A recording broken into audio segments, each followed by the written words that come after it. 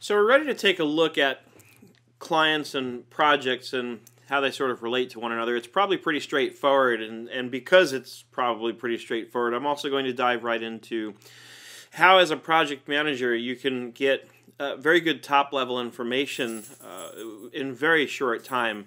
And then I'm going to dive even further in, still in this same first video, to how to research certain things, problems that might come up.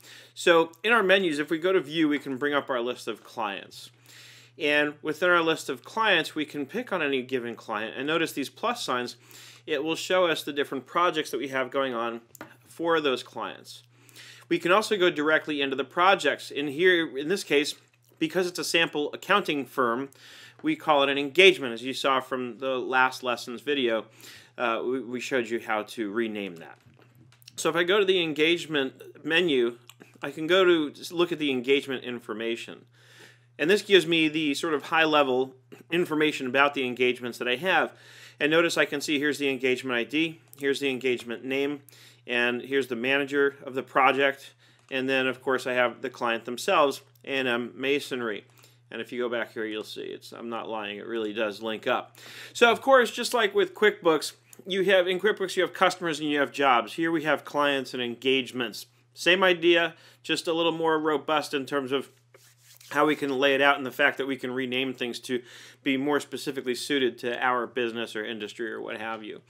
And when you're in this engagement area, you can scroll down and you can obviously see the entire list of engagements.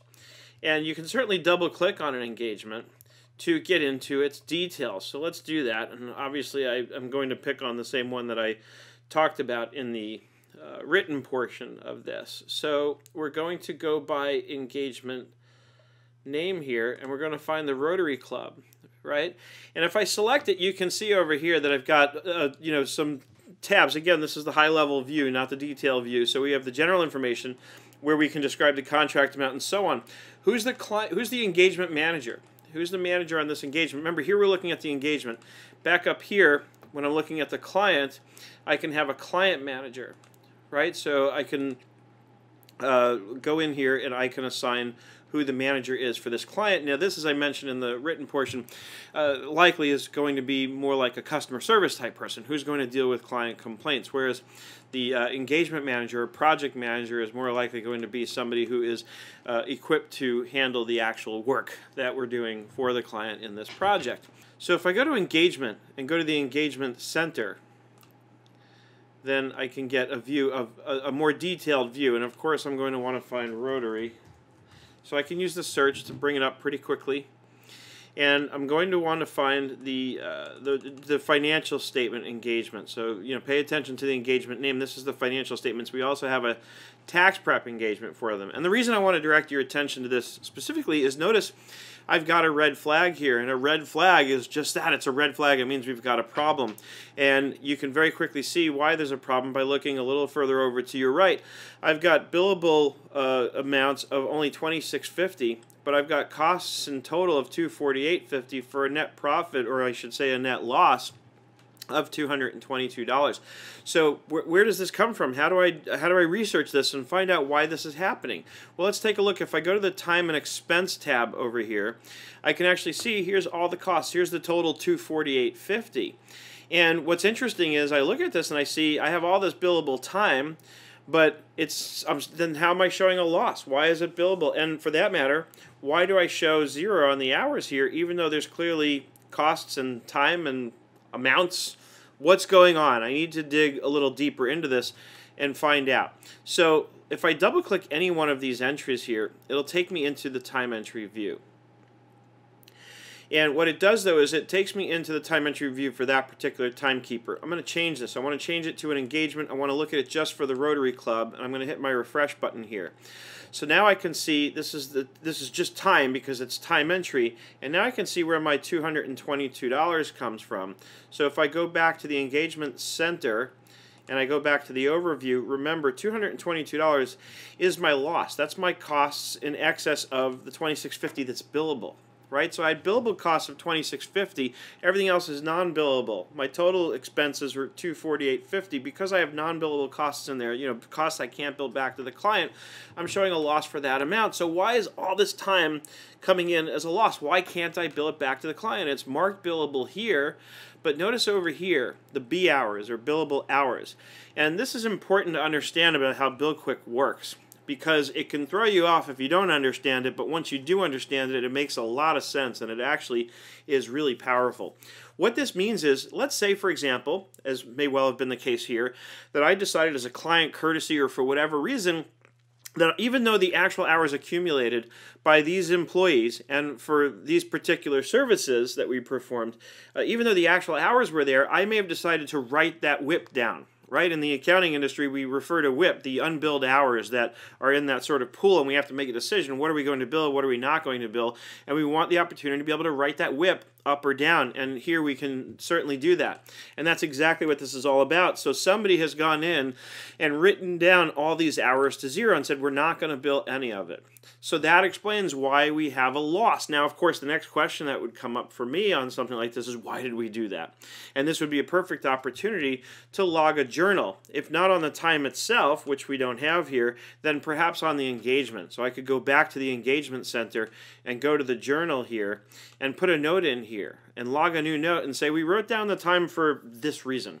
And that would be what I would certainly do, and it's great that BillQuick gives you the infrastructure and the opportunity to do this. So in this first video in section 2, this second video actually, you can already start to see how powerful BillQuick is in terms of the project management aspects and what it enables you to do so that you can quickly identify what's going on with a project. And by the way, there's one more thing I want to show you that I didn't discuss in the written portion. This is why you got to watch the video. There's always going to be some extra bonuses in the video. Look down here where it says options.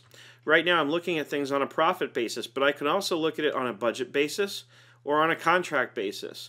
Notice on a contract basis, different red flags show up. On a budget basis, they go away. On a profit basis, we're back to where we were when we started. And you can filter managers here and so on and so forth. So this little window here, you may not notice, but if you do notice, it's got some extra features that make it even more powerful.